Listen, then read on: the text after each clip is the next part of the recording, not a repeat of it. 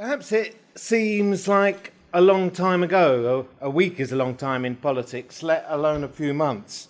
But if we cast our mind back and remember that within weeks of Jeremy Corbyn's election as leader of the Labour Party, the Labour left and some of his closest supporters became subject to a rising torrent of charges of anti-Semitism. And these charges in turn provided fuel for the Labour right witch hunt against the left, leading to a wave of suspensions, expulsions, notably people like Ken Livingstone and Jackie Walker and others, and an inquiry under the leading civil liberties figure Shami Chakrabarti. Now, clearly, the shock effect of Corbyn's election victory has shown confusion amongst the Labour right and has marginalised, at least for the time being, those who led that charge. However, we should not assume that the issue is buried. However, I want to start by taking a step back from the furore within and about the Labour Party, because as that furore was panning out, the issue of anti-Semitism reared its head in another political context, that of the election of Donald Trump in the United States. Some people might not be aware of the scale, but during the Republican Party primaries, for example, those were accompanied by 2.6 million anti-Semitic tweets, some of which were retweeted by Trump himself. And in August of last year, Trump appointed as his campaign manager a character called Steve Bannon. Bannon was the executive chair of Breitbart, a notorious web platform for the so-called alt-right, an umbrella for various anti-Semites, Islamophobes, white supremacists, and outright Nazis. But if we turn to this side of the Atlantic, we also face the rise of far-right and fascist groups on this here in Europe, really stretching from the borders of Eastern Europe right into Central and Western Europe in countries like Austria and France.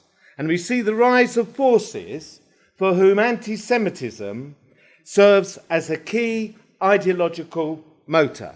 And it is from this perspective that really I wish to examine these questions today. I want to say something very briefly about the origins of anti-Semitism, which are really lie in the reactionary backlash against the Enlightenment, the French Revolution, and the revolutionary wave of 1848, and developed into its full modern form in the industrial era of the late 19th century. And from that point through to the Second World War, anti-Semitic violence led to the deaths of hundreds of thousands of Jews in Tsarist Russia, and fear of revolution fueled anti-Semitism amongst the ruling classes of Europe and the West. In Germany, in the 1930s, the ruling class, fearing working class revolt, turned finally to Hitler. And the fascists' appeal, particularly to the German ruling class, but to other sections of the ruling class beyond Germany, lay in their ability to marshal a mass base, the hardcore of which was mobilized by a vision of a racial utopia in which class divisions were dissolved and every internal and external foe was destroyed. And it was this Nazi project that culminated in the Holocaust. I wanted to start with that because I think it's important to situate the origins of anti-Semitism historically as an ideology of reaction, in order to then understand how we should approach the character of the far right and fascist ideology today. And I want to address here the interrelationship and dynamic between Islamophobia, anti-Semitism, and the rise of the right. First, let's take a look across the European political scene. In Hungary, Jobbik, the neo-Nazi Movement for a Better Hungary, are the second largest single party and won over 20% of the vote at the last election. Last year, the Slovak Nazis of the People's Party, Slovakia, won 8% of the vote, 23% of the vote of first-time voters.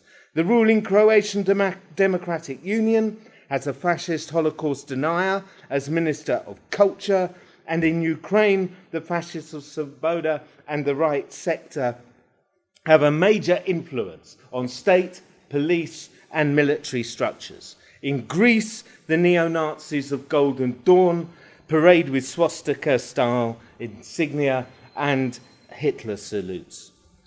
In Western Europe, it's not confined to Eastern Europe.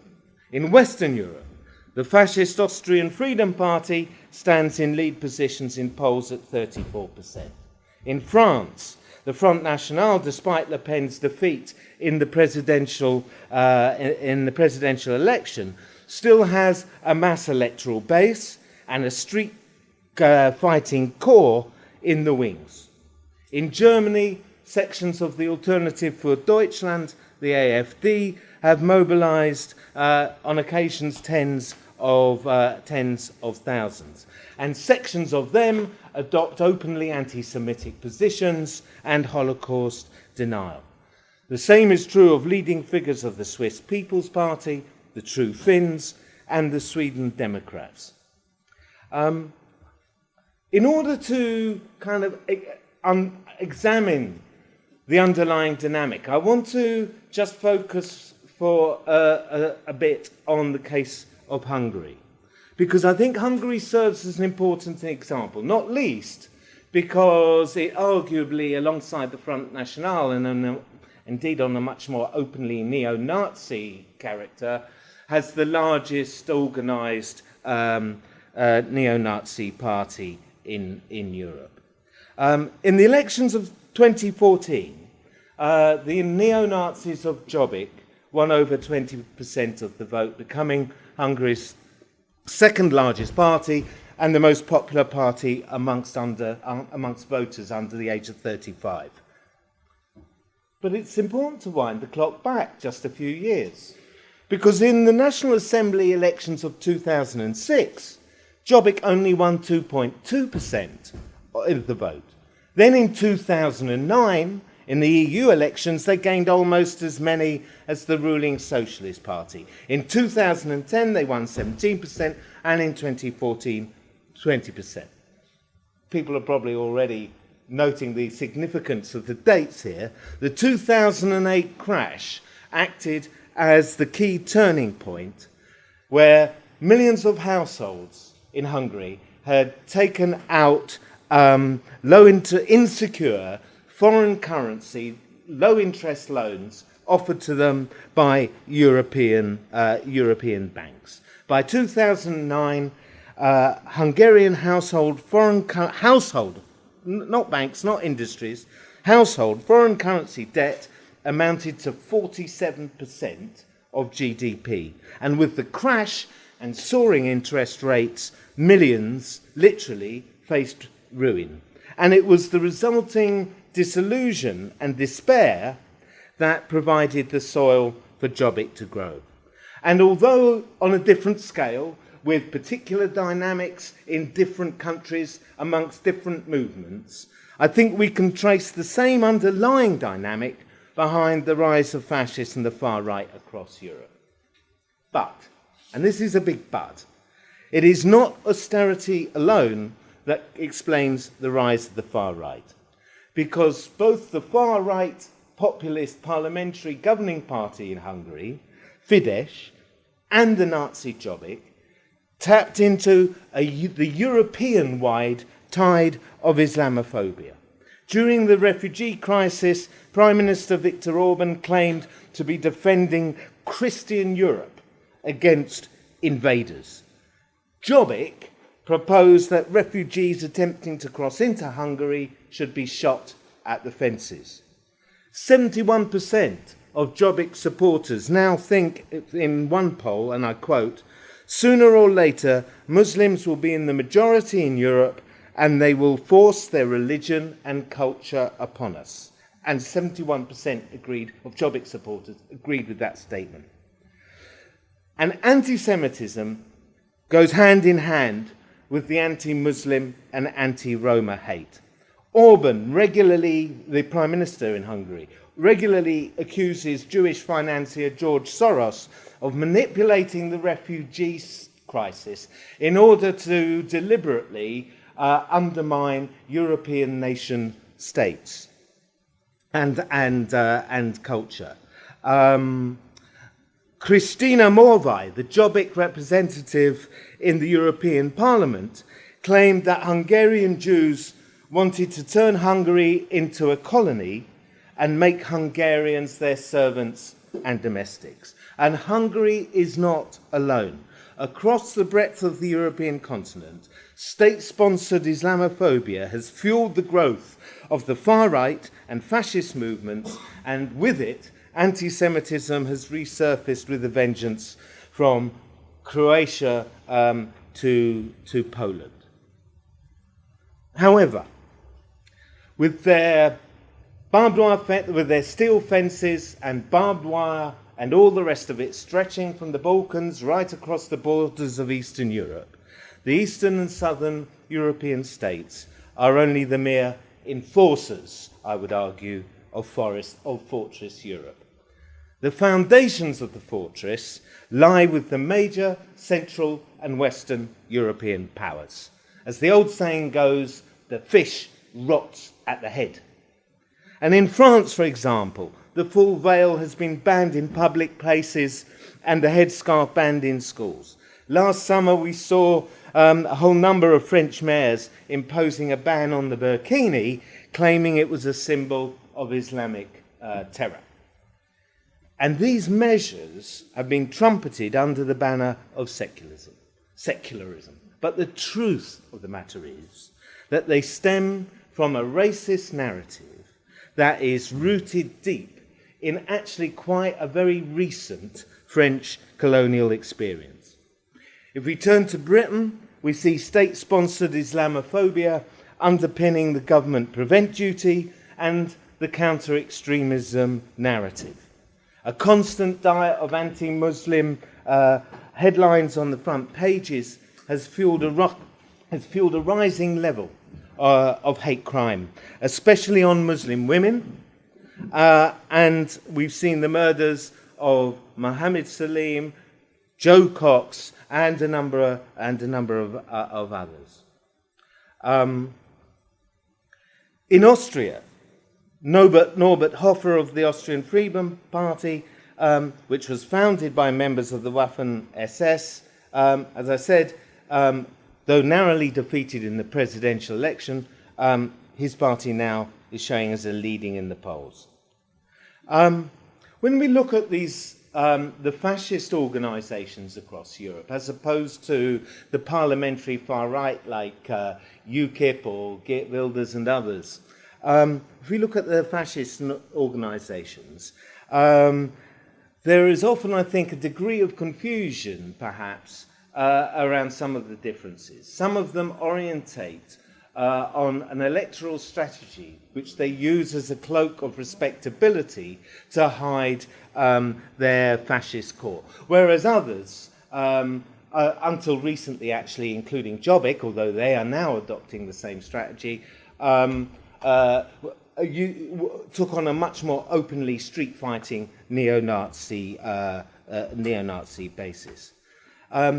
That's something perhaps we can pick up in the discussion, but what I do want to say is that what they all share is a hope that they can gain from a pan-European swing to the right, and particularly towards the fascist right.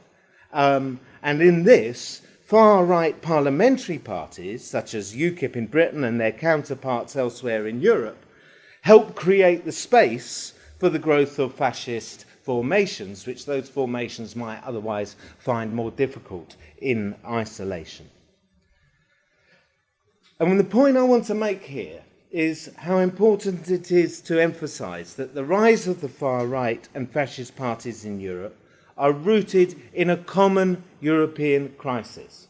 Sometimes, and we do have to look at the particular aspect of fascist organisation in Britain or in France or in Austria, and anti-racist, anti-fascist and socialists, it's very important that they do that. But to see it as somehow each state as exceptional or to treat them in isolation from the European crisis, I think, is a mistake.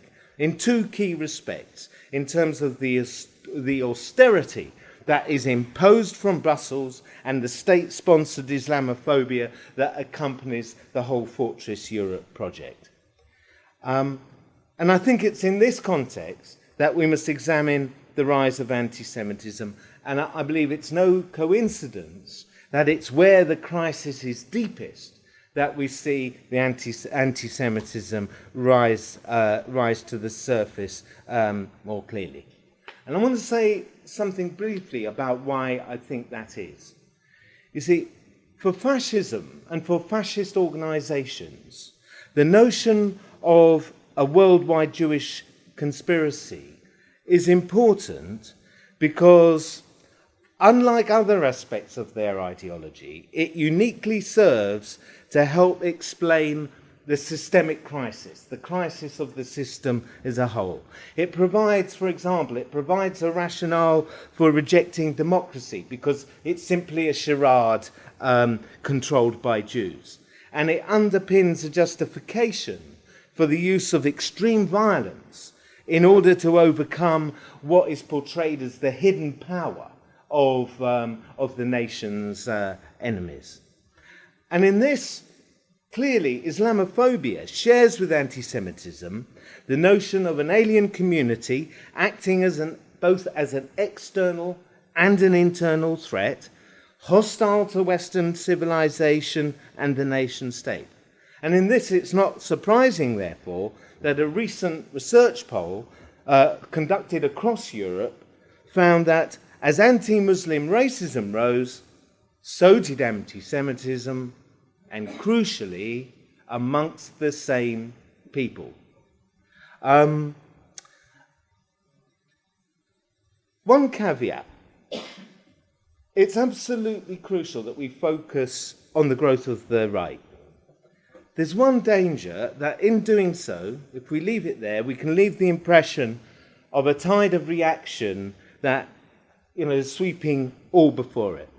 And it's important to state that nowhere do fascists command more than minority support, even where they're strongest. And the question for the left, therefore, is how to mobilize the majority in order to defeat them. And I want to take the example of Greece. Greece represents the depth of the European crisis. It would be hard to pick a worse example. It has a tradition within its state apparatus of collaboration of Nazis going back to the Second World War and the collaborators and the Civil War then. And yet, Golden Dawn, openly neo-Nazi, has been held down to around 7% of the vote by Kiev, the mass united front opposition to the Nazis, and the continuing resilience of the workers' movement and the left in Greece, despite Syriza's collapse to the EU and so on. And of course, if we look to Britain, we have repeatedly now successfully broken the National Front in the 1970s, the BNP, and the EDL, and of course you could go back to Cable Street and the 1930s and so on. At this point, I want to return to where I started, with the charges of anti-Semitism levelled at the left. And I want to just locate the origins of this narrative. Because those origins really lie in the aftermath of the Arab-Israeli wars of 1967 and 1973, when their core thesis was that opposition to the state of Israel emanating from the anti-imperialist left, the Palestinian liberation movement, and the Arab nationalist regimes, constituted a new form of anti-Semitism. And remember the context of the radicalization of the late 1960s, the anti-Vietnam War movement, the May 68 events in France, the rise of the Black Power movement, and the anti-colonial struggles in the US, which transformed the attitudes of a generation. Abba Eban, a key figure behind the 1948 UN partition agreement, and Israeli foreign minister at the time, put it very bluntly. Recently, we have witnessed the rise of the new left, which identifies Israel with the establishment. Let there be no mistake. The new left is the author and the progenitor of the new anti-Semitism. The distinction between anti-Semitism and anti-Zionism is not a distinction at all. Anti-Zionism is merely the new anti-Semitism. And that attack by Abba Eban on the anti-imperialist left 4 decades ago now has its echo in the attack on Jeremy Corbyn, the pro-Palestinian left, and the anti-war movement. But the narrative changed and took on altogether different proportions after 2000. 2000 saw the Second Intifada and the rise of Hamas and then later the election of Hamas in Gaza. It, of course, saw 9/11 and the invasions, the wars in Afghanistan and Iraq. And now the new anti-Semitism narrative takes on huge proportions and extending way beyond the prime defenders of the State of Israel itself. And its proponents are now identifying radical Islam as an existential threat not only to liberal values, but to Western liberal democracy itself. There's a very famous academic, what we call an Orientalist academic who's wrote extensively on the Middle East, a man called Bernard Lewis. I won't quote him here for time, but he locates the rise of what he saw as the Islamist threat way back in 1976 during the Lebanese Civil War. By 2001, 8 days after 9/11, Lewis addressed the US Defense Policy Board to argue for the military takeover of Iraq. It's really hard, actually.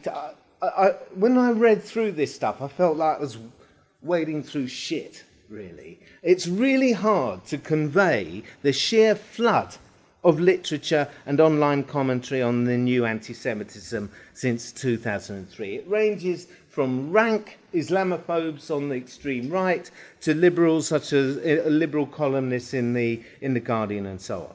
But you can see a common trajectory in almost all of them that starts with the Israel-Palestine conflict and what they see as the Islamization of that conflict under Hamas, then Islamism as a global peril in which Palestinians are a standard bearer, and then, crucially, to the Muslim populations of European cities. And here's an example from Yehuda Bauer, an Israeli historian and a very famous authority on the Holocaust. Okay. He starts by asserting that Muslim civilization has failed to keep pace with the West, which is a very common trope. And he goes on. The result is that today, most Muslims live in abject poverty and have no chance to rise from vegetating in the gutters.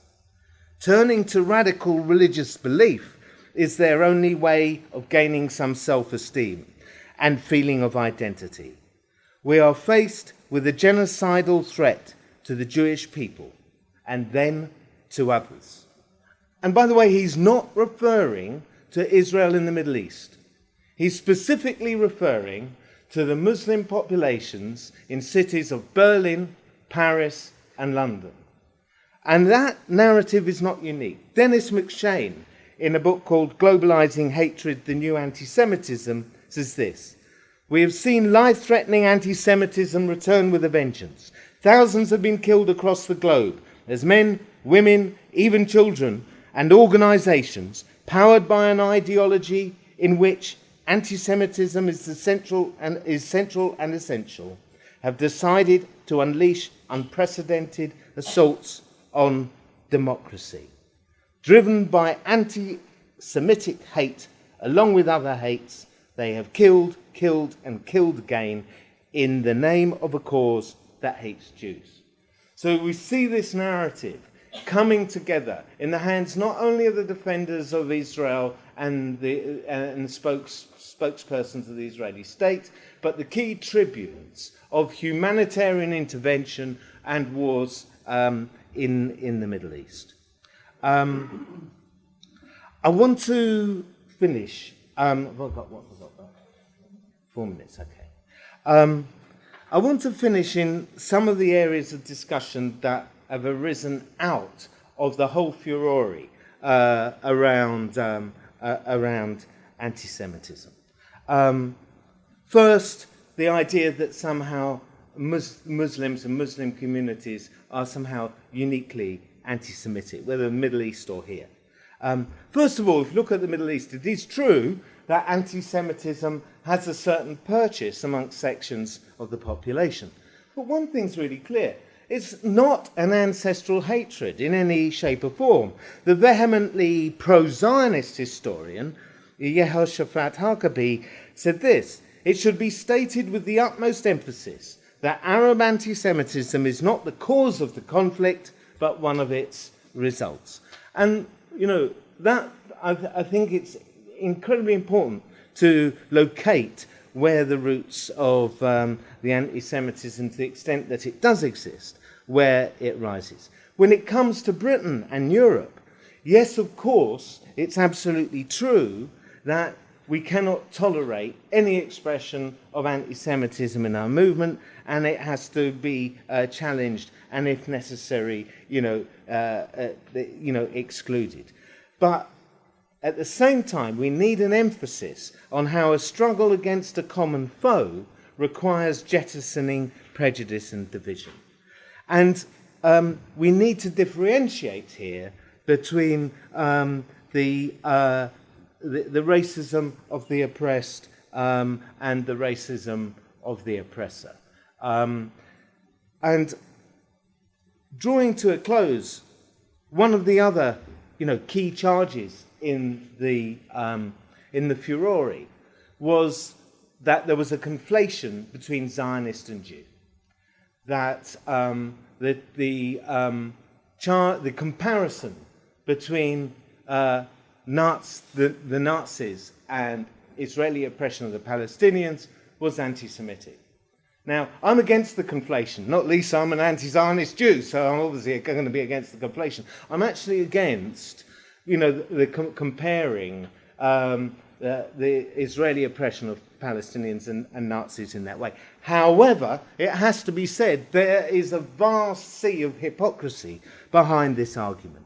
Because how many times has Israel and all the Western powers justified war and intervention on the basis that they are deposing yet another Hitler, whether it be Milosevic in Serbia, Saddam Hussein, whoever you might care to mention. And it's particularly anti-colonial movements in the Middle East that have been subject to this charge.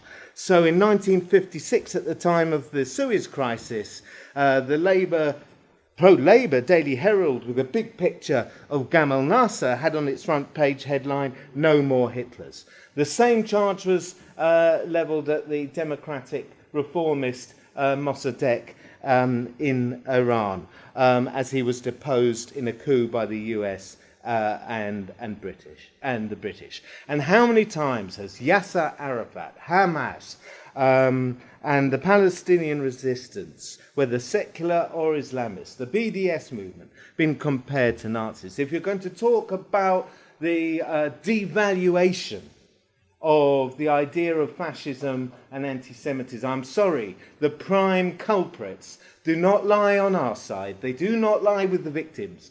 They lie with those who are responsible, for the terror.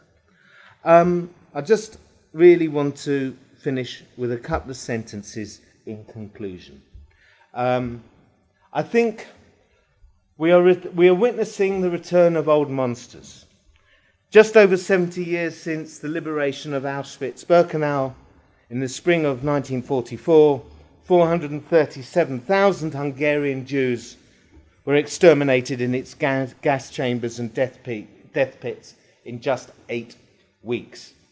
1 in 3 victims of Auschwitz-Birkenau were Hungarian.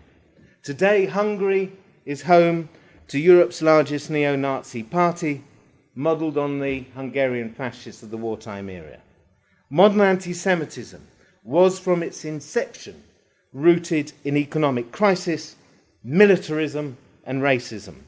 It acts to embrace every vicissitude of the capitalist crisis and serves to mobilise the fascist menace. Fake charges aimed at the victims or those who genuinely oppose racism and fascism can only divide and undermine the unity we need to fight it. The left faces the challenge, and we must rise to it.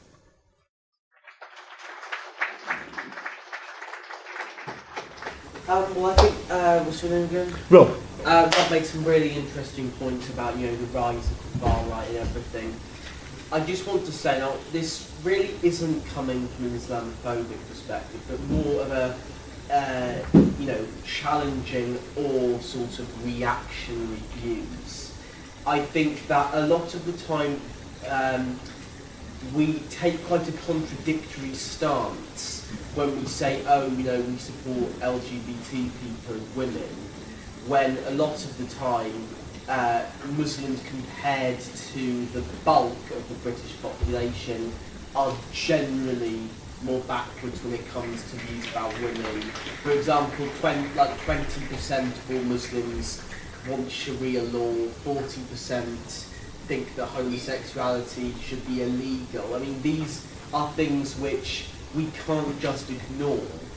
That's just sort of what I wanted to bring up. It's not an exclusively Muslim thing. I would challenge these views, from any religion, and I truly mean that. But I think we can't ignore a lot of the stuff, about Britain's Muslim community, which not all, but a large minority, the views that they do hold. That's what I want to say. Back there.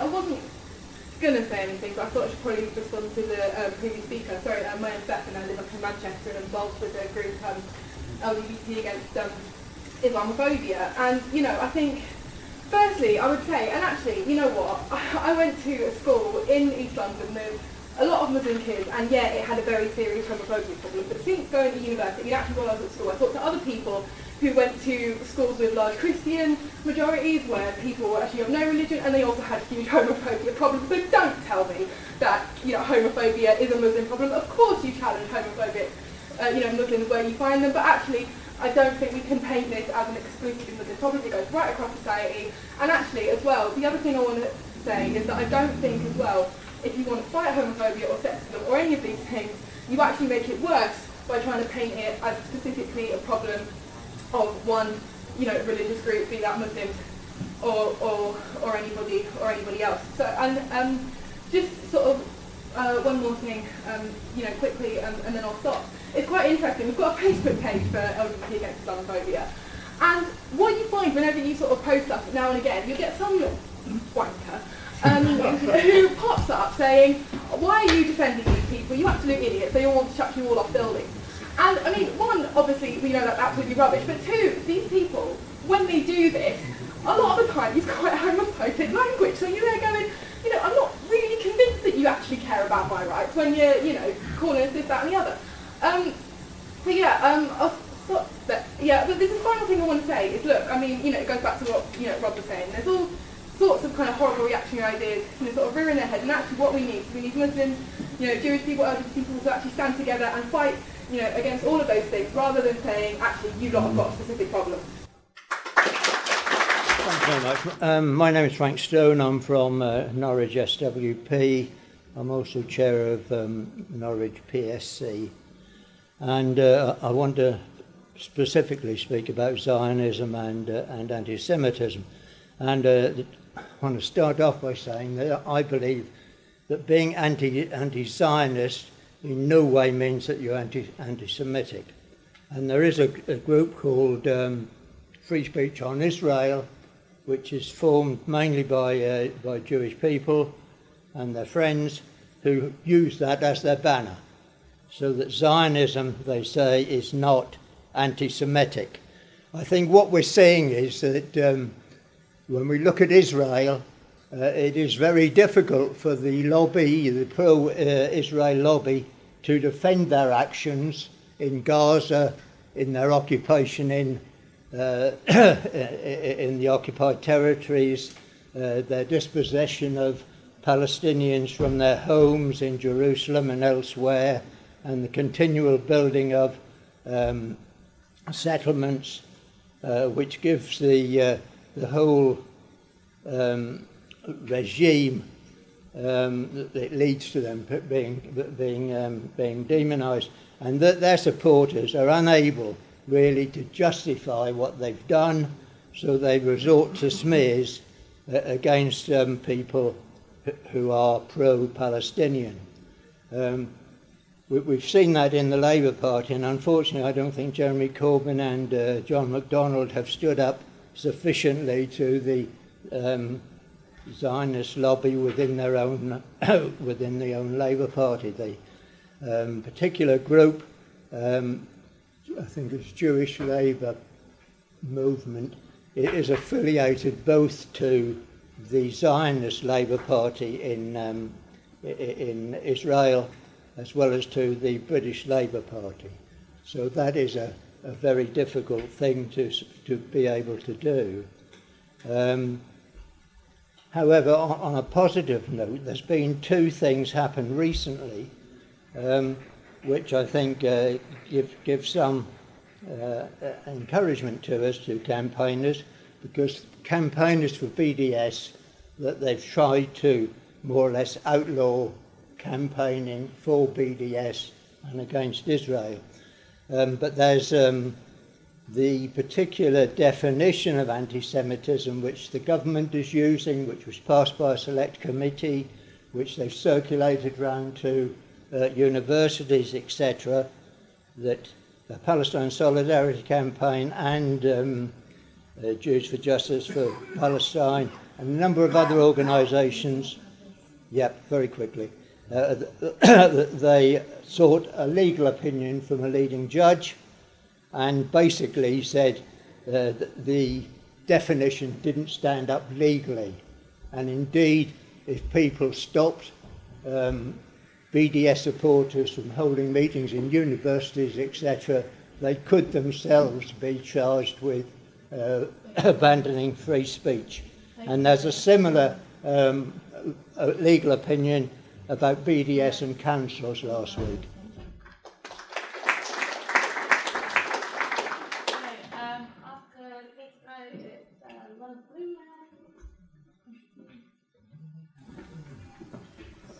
I am from Germany. My name is Horst, and I'm a member of Marx 21 in Germany.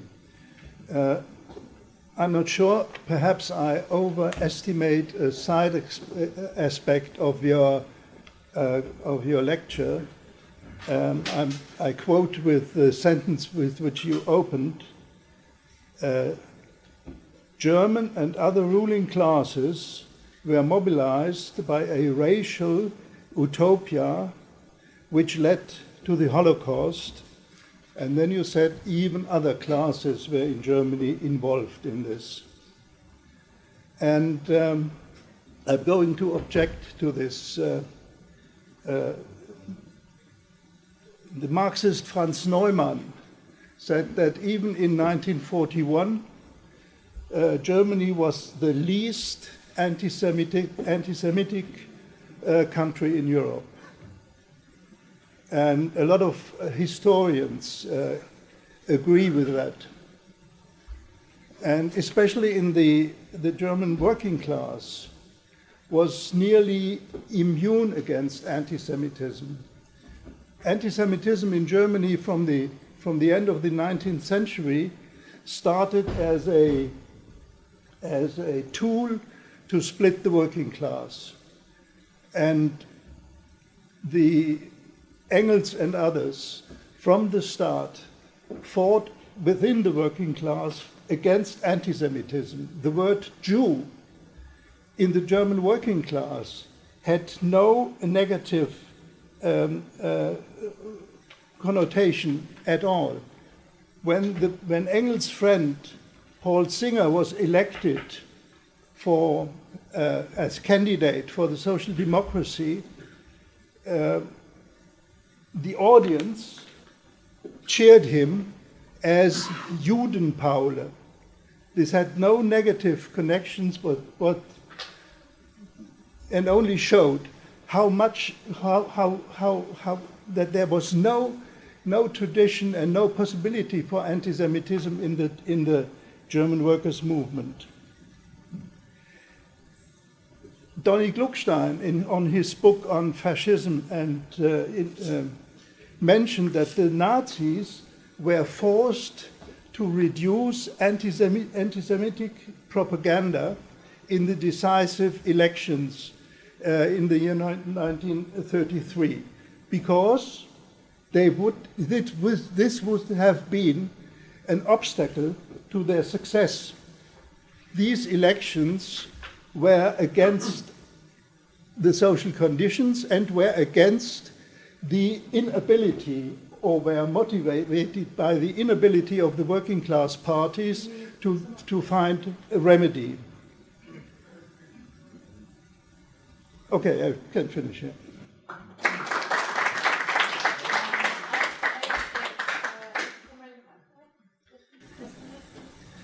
Dave Sewell from Socialist Worker. I wanted to try and make two quick points. I think both Islamophobia and anti-Semitism play a specific function for the fascist far right in particular, which is they allow to channel different and contradictory class anxieties into a nationalist direction. I mean, in the Trotsky's analysis of fascism in particular, you're looking at something that tries to mobilise both the middle class fear of the establishment and the rich who are more powerful than them, but also their fear of the working class who have a different power than them. And the spectre of the Jew that they painted was something that included both, the Rothschild bankers and very rich Jews that were supposedly pulling all the strings of finance, but also Jewish socialists in the working class who were supposedly part of some kind of Judeo-Bolshevism, or whatever terms they would use. And the idea that this culture that is both part of German society but in some way independent of it is what binds those two things together. In other words, creating a conspiracy theory that taps into both those middle class anxieties and binds them into a force. And I think to an extent you do see how Islamophobia is used in the same way. I mean, the people who are demonised through that go right from the penniless, poorest refugees to the Arab sheikhs who are very rich. And of course those people don't have a common interest, but the way in which Islamophobia is used can try and create a sort of cross-class scapegoat. I think that's partly why anti-Semitism is so tenacious and so tied to the far right, because a lot of far right groups like to make a sort of tactical shift to being pro-Israel because it's part of being, pro-war and pro-imperialist and anti-Muslim. And yet they can't ditch the anti-Semitism. It is essential for them, and particularly, look at the Front National, look at all the examples Rob gave. It's something they're absolutely wedded to. I think that's partly why. I'm probably running out of time, but I just wanted to quickly say there's also an interesting thing about European identity in the EU, because often Europeanism is sort of presented as an alternative to this, but I've run out of time.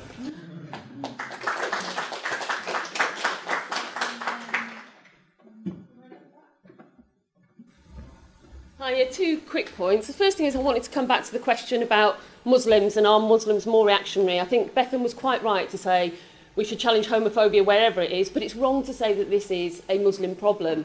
And I think we have to think, why is it that Muslims are more under scrutiny for this question and the questions of attitudes towards women and LGBT groups and other groups than any other section of our society? That's because there is a narrative that comes from the right and from the top of society that says that Muslims are a separate alien culture, that Muslims are a separate group, and that they have more reactionary ideas. You do not see this scrutiny of any other group of people in society. Do people here know generally that less than half of Anglicans are in favour of same-sex marriages being legal?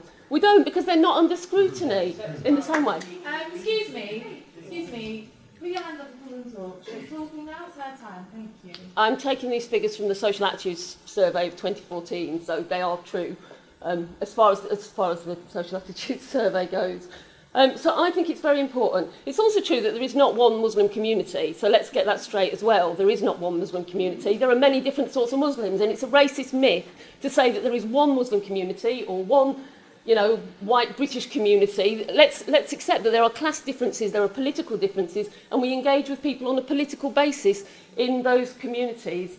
The second point that I wanted to make is about what is happening around the accusations of anti-Semitism against sections of the left and other people, because I think one of the most frightening things that's happening at the moment is the redefinition by the state of what anti-Semitism means. Now, like Rob, I've campaigned all of my adult life against anti-Semitism, along with against all other forms of racism.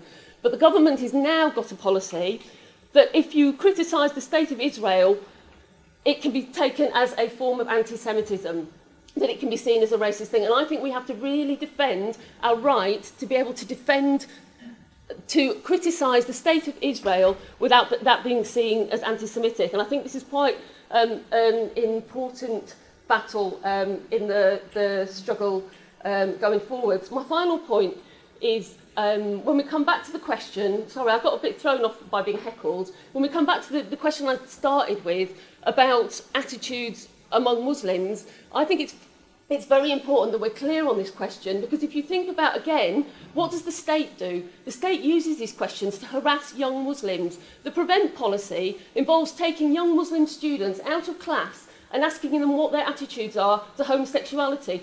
Do they do that with any other students in any of our classrooms without their parents and demanding that they start to answer a whole series of questions of what they think about same-sex marriages and all the rest of it?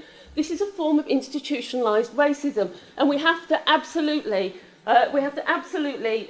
oppose it all the way through. And if you want to talk about another group in society that has extremely reactionary attitudes towards women and towards LGBT people, I think we should be talking about the DUP, who've just been given a magic money tree. So if you want to talk about actually the state getting into bed with people who do have extremely reactionary social attitudes, we've got a lot of work to do in the fight against racism, including anti-Semitism, and for LGBT rights.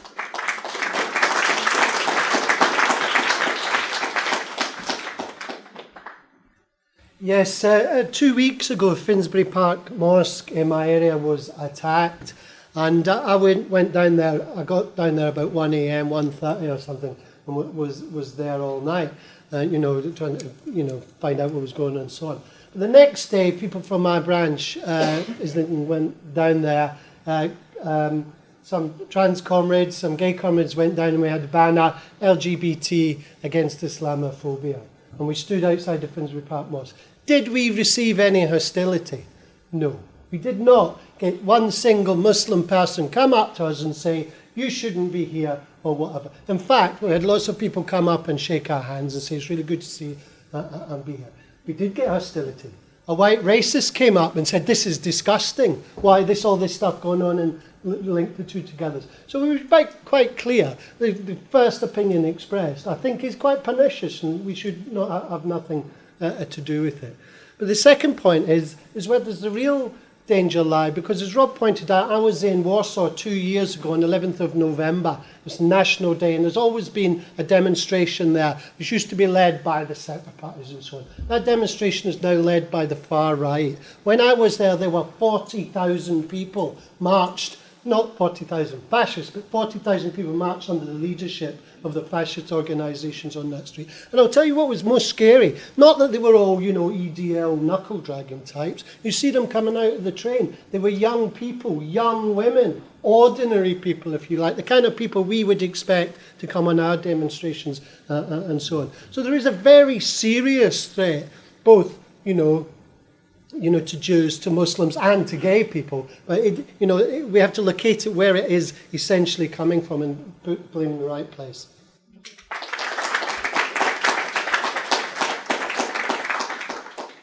And then after the minute, we'll come at the back. A couple of things. One is obviously this whole question of the Muslim community and whether 20% of people do or don't support Sharia law, and as if we are this big homogenous group of people. And I think the important thing to look at is, where does the power lie in society? See, when I think about the Muslim community, I think about the community that came out on Grenfell and stood in solidarity with their neighbours, who protected each other when the ruling class allowed them to suffer the way they did. Where people have come together, working class people who have come together, Muslims and non-Muslims, but actually the majority of those were Muslims. So when Speaker talks about how reactionary the Muslim community is, your description doesn't reflect what we see on the streets of London. What we saw in Grenfell and what we saw across the country.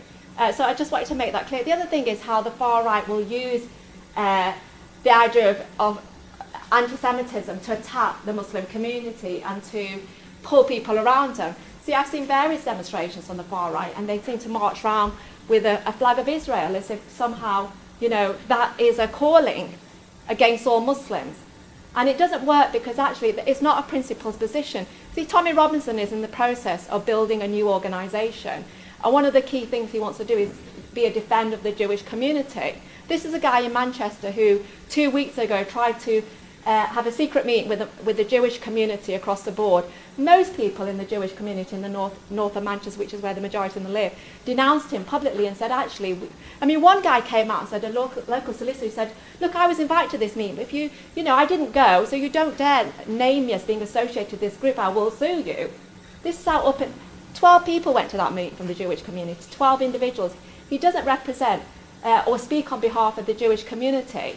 And they understand that. They understand that actually he's not defending their rights because it's the same person who, is making friends with people on the far right across Europe, some who are so anti-Semitic that they're not even allowed to travel into Britain. So, it gives you an idea of just how far his friends will be across Europe. So I think we have to be really careful. He's not a defender of the Jewish community. He's not a defender against anti-Semitism. And actually, if our starting point is to look at what our differences are, whether, what Muslims feel about this or Muslims feel about that, it weakens all of us. We absolutely have to understand it's a class issue. When they come for us, it's a class issue. I don't have anything in common with the sheikhs that turn up every summer in London driving around Knightsbridge, who have no problem getting visas into this country. They can, in fact, I've been told that they have a waiver system if you come from certain Arab countries, because what does it come down to? You're rich enough to travel to those countries. Then you see the Syrian refugees are being allowed to drown in the Mediterranean. This isn't about whether you're a Muslim or not. This is about class, and we need to focus on that, and let's not let the races divide us.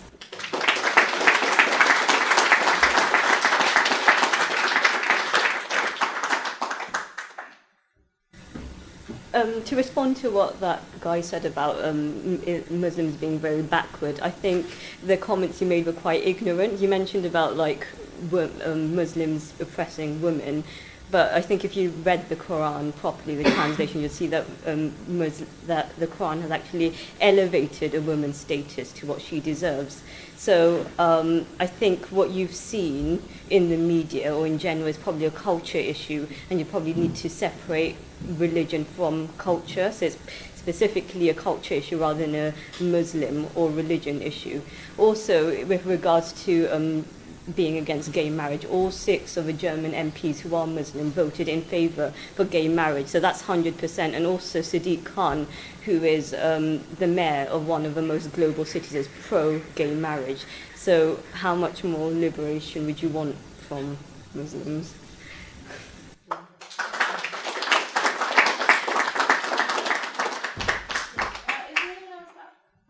Is there anyone else that wants to speak? We've got a couple more minutes. I could be being, Alex May, Merseyside SDP, I could be being very naive, but I thought the first speaker was kind of asking a question. And I always think of Marxism as being like the university of the left, really. So I think he's been answered brilliantly, some terrific responses to. But, I mean, people do imbibe some of the crap that the Daily Mail and so on comes out with. And if a young person stands up here and genuinely asks for an answer to that stuff, I'm all for it, you know. So I don't think we should be too hard on people who do have the nerve to stand up. I may be totally naive, and he might be, but I don't think so. But I just want to speak briefly about what we do about all this stuff when it's all stirred up. And we are in a time of great polarization, you know, when capitalism can satisfy most of the needs of people. Our ideas tend to be a bit marginalised, but so do the right wing as well. We're in times when it's very fertile for the right to make gains in it. So we have to be very, very vigilant, and we have to be active. We can't afford to sit back and say, we know the answer to all these things. We've seen it over the decades and over the centuries.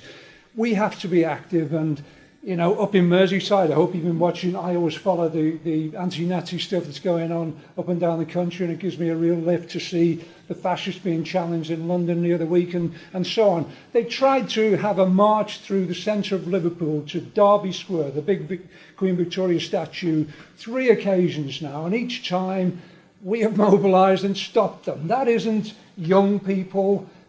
We've had problems with a group of people who wear masks and think we're the young ones, we can physically take on these people, we don't need you. And we've been saying, no, that is the wrong attitude, we need to involve as many people as possible. And I'm happy to say the last time they did it, which was about a month ago, our arguments triumphed. And even those people in the masks stayed with us. They didn't try and go off and lead their own little hard men fight and so on. So we've challenged them a number of times now, and it's been very successful, so hopefully that will carry on. I just want to talk about the big football lads thing event that happened last week.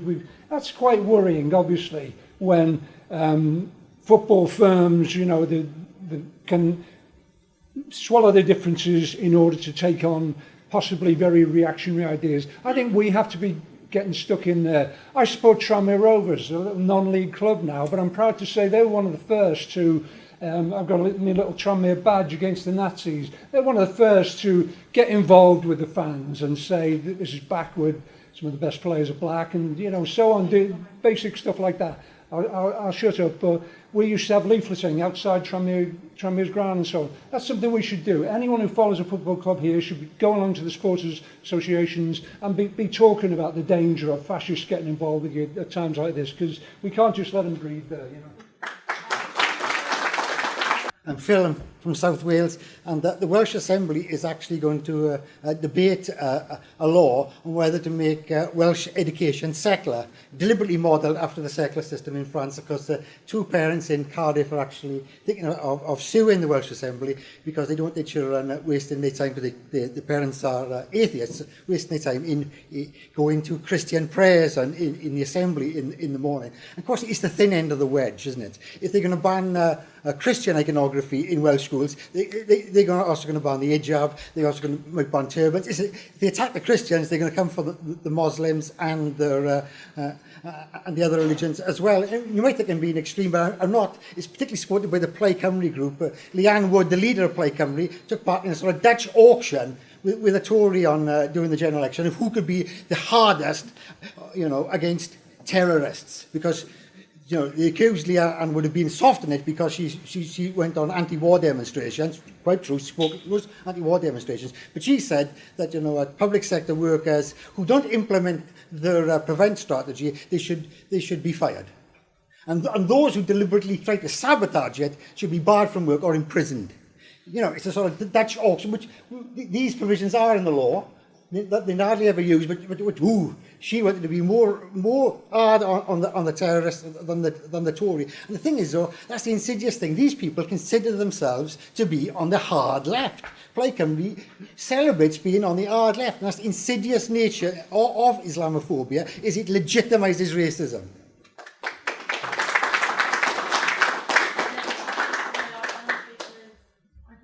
Yeah, it's Nina from Crewe. I just wanted to ask a quick question about Ken Livingstone. I missed the beginning of the meeting. Yeah, sorry, Nina from Crewe. I wanted to ask about Ken Livingstone.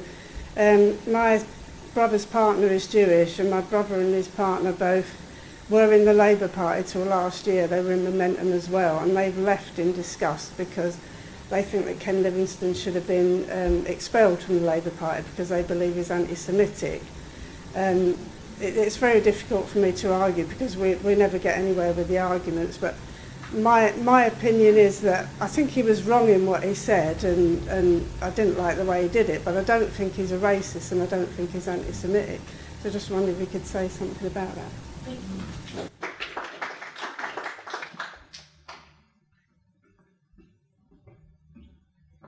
So I think it's important to say that you've got to be very, very careful when you judge any group in society through caricatures. Right, it's a favourite. Personally, stuff like anybody else. In the 70s, there was a group of people who were supposed to be, in their case, very backward, very religious, right, and stuff over it, and drunk all the time, right, and stuff over it. This was the Irish, and they were terrorists, right, and stuff over the thing, and they had reactionary ideas, etc., etc. Any community and stuff over it, you have to start with the reality is there are different political views amongst people and stuff. People come from different class backgrounds, etc., etc. Yesterday, I was on a vigil in Newham against the acid attacks that have been going on, which aren't exactly a sign of progress, where a number of Muslim speakers welcome people from LGBT communities, women's groups, trade unionists, and the rest of it. So we just not got to start by putting people in the boxes, because then you are really just believing a load of stuff that comes out of the Daily Mail, and you have to challenge yourself more than that. I think the second thing about it is what was going for other people, Dave and people said, about the interrelationship between anti-Semitism and Islamophobia, right, and stuff over it. And you know, Dave was raising it and stuff. For lots of fascist organisations, and stuff over it, anti-Semitism, and Islamophobia is the soft end in at the moment and stuff around it, but the background of it, the edge of it, right, and stuff over it, lays the whole arguments that go back through the Holocaust. So Le Pen and people and stuff obviously start talking about, you know, non-European diseases that are brought in by refugees, but they still end up at the end of it trying to justify the history of France in relation to sending people to the gas chambers and the rest of it and stuff over it. So it's important to see the interrelationship. Just the last thing about the Football Lads Alliance, and it goes back to the thing around Islamophobia, because actually why did 5,000 or 6,000 people march through the streets of London a couple of weeks back, right, and stuff, after the terror attacks, right, and stuff over it? If you listen to what the argument is it's a demonstration against extremism. And I'm sure there were lots of people who were on the demonstration who were demonstrating, as far as they saw it, against extremism, right, and stuff over it. But you look inside of it at some of the key individuals who are involved and stuff over it, and not all of them, but some of them have open links to the fascists, right, and stuff over it, have open links to the EDL and other people and stuff. And what they see Islamophobia as is the soft end of the wedge, right, and stuff over it. Come on, everybody agrees these people are extremists. Come on, everybody knows they're terrorists. Therefore, start coming out. And as the process goes through, what they attempt to do is harden people up. If we don't see that, really and stuff, then we're not seeing where the fuel for the growth of the hard right and the far right is coming from. And therefore it's really important. It's not because, you know, the left believes that, you know, either people from a Jewish background or a Muslim background are better than each other, more progressive or less progressive than each other and the rest of it. Plus, if you're a working class person, you share the same experiences and stuff. You're under the same attacks. And if one section of us is attacked and demonised, then you can be bloody sure that at some point in the point you'll be part of the process that's being demonised and targeted and stuff around it. And at the minute, the way the far right is building is on the back of Islamophobia. And if we listen to generalisations and prejudices, right, stuff of how we judge Muslim people, then we're giving grist to the mill for the far right and the people who are trying to build in that way. Okay, I want to cover 4 of the points raised and 4 of the areas raised, and apologies if I don't address some of the issues. First, just quickly, I was very careful. I know I was very careful with the words I chose when speaking about Germany, Hitler, and the Nazis. I certainly did not say that the German ruling class were mobilized by Nazi ideology. I said that that the German ruling class turned to Hitler and the Nazis in order to resolve a crisis and their perceived threat of revolution. Then it was the Nazis who mobilized, and the expression I used, they mobilized their core base by using anti-Semitism. I didn't say they mobilized the working class or working class support by the use of anti-Semitism. It is true that just as fascists in France and elsewhere today temper their public expressions of anti-Semitism and Holocaust denial, with Marine Le Pen, for example, expelling her own grandfather while maintaining relations through the back door, particularly through her sister in the south, and so on. Okay? That was true of Hitler too. But true of all of them is that they have to maintain a core, sometimes more hidden than at others, that can mobilize with extreme force when required in order to break all forms of democracy, democratic expression and working class organization. The tragedy of Germany was that the working class was divided.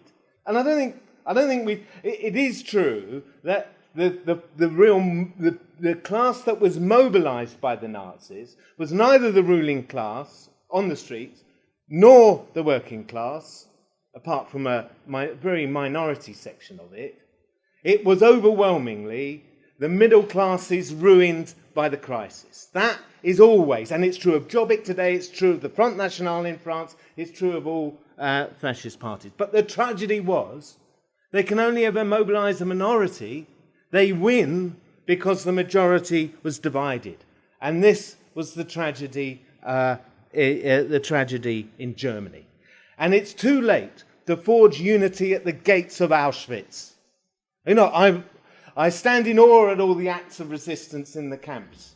But what we really needed was absolute unity and resistance at the very beginning, when the Nazis first started to raise their heads. And that's the task that faces us today. I just want to touch, there were some very good responses to the question about, and I put in very quotes, they're never words I would use, Muslim backwardness, okay? For my sins, I go back to the 1970s, when there were attacks on synagogues, Orthodox synagogues and Jews and cemeteries by the fascists. Sorry, I stood on platforms with Orthodox rabbis who hated gays, didn't believe in, thought it was a sin, and had all sorts of dreadful ideas about women's rights, and were firm defenders of the separation of male and female worshippers in the synagogues. Is this an issue when the Nazis are attacked? Did the Nazi care about these questions when they attack a Jew or a Muslim or a black or a socialist or a trade unionist or anyone else? No. So for me, this is an irrelevant question. And you know, when we talk about Sharia law, I mean, I don't know whether, you know, there's a racist narrative in the press that says Sharia law is about chopping hands off. Well, I'm sorry, this is an absolute racist depiction. And actually there's an equivalent amongst Orthodox Jews. Now, you can have your opinion about whether you agree with it or not, but to target out Muslims for this, as opposed to any other section of society, is actually quite wrong. The final point I'd make about it is that we're in whatever section of society that prejudiced ideas can exist. They are not fixed. I'm sorry, 1970s, I remember when you looked at Ireland, you thought, how could this country ever, pass legislation on gay marriage, LGBT rights? You know, there's huge shifts that go on. I'll tell you one thing that will stop that shift, is if you use issues of equality to batter people over the head for racist purposes. And that is what our state is doing. I've seen it at first hand in my school, in my college, where I taught. They don't start with domestic violence when they talk about violence against women. They talk about, they feature FGM. Does FGM need to be challenged? Of course it does. But is that why they're doing it? Why do they put that at the top of the list? And then in my own college, FGM, honour violence, forced marriage. And then at the bottom as an afterthought, only because I raised it, domestic violence. 2 women a week are killed through domestic violence. The vast majority, white British. This, when you use issues like this in this way, You actually put people on the defensive. You say, if you're going to attack me over my attitudes towards LGBT rights, because I'm a Muslim and because you want to foment Islamophobic attitudes, then I'm sorry, I'll stay where I am. You cement attitudes. The way to break those attitudes is through unity, and that's where I want to finally finish. And it touches a bit on the question of Ken Livingstone. You're quite right. It's a nonsense to say that Ken Livingstone is anti-Semitic or racist. He's been anti-racist and at the forefront of the anti-racist movement all his life. And those Tories who attack him, 80% of Conservative MPs are friends of Israel. What does that mean? I'll tell you what it means. It means they think there's good Jews and bad Jews.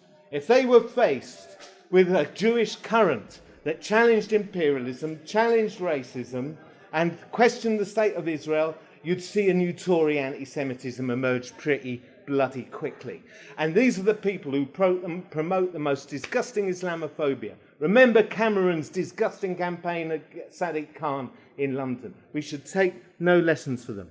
Having said that, I think expressions taking on the question in the way that Ken did is mistaken. I think the emphasis should always be on unity. Therefore, Islamophobic tropes have no place. Okay? Tropes that don't unite people need to be avoided, because how the debate is framed is important, because there's allies to be won. If you look at the United States, the US progressive Jewish organizations, J Street, If Not Now, the Jewish National Democratic Council, the Reform Movement Religious Center, all of them issued statements condemning the appointment of Trump and condemning even some of their own organizations for welcoming Trump's appointment of Bannon and so on. Here, 200 Jewish students and others, including on the Board of Deputies, signed a letter condemning the president of the Jewish Board of Deputies for welcoming Trump, saying that his letter was beneath contempt and laughable. The question of unity for me is this, okay? It's important to unite with people you agree with. If you can get everyone together who agrees with you, then that's a start. But it is completely insufficient. The real challenge is to unite with people who disagree on questions of fundamental principle, but yet unite to face a common enemy. And that's the challenge that we have to face. We've got a proud tradition of doing so in this country, in Britain, but we have to continually reactivate it, focus of it, and face those new challenges as they emerge, and root out any narrative that divides us and there's an obstacle to doing so.